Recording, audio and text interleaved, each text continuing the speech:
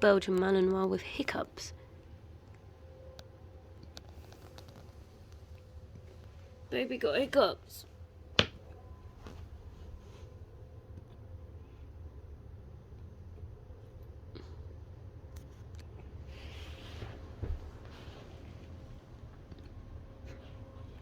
Oh dear, you got hiccups. How cute is that? So guys, he is now, this Friday, 14 weeks.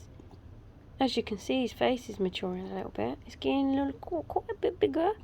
His ears have got bigger, haven't they? And he's still the same old troublemaker that he was in the beginning. So, as of hard work, I'm not really having much hard work with him, to be honest. He makes a lot more noise than a husky, surprisingly, because my husky doesn't really talk.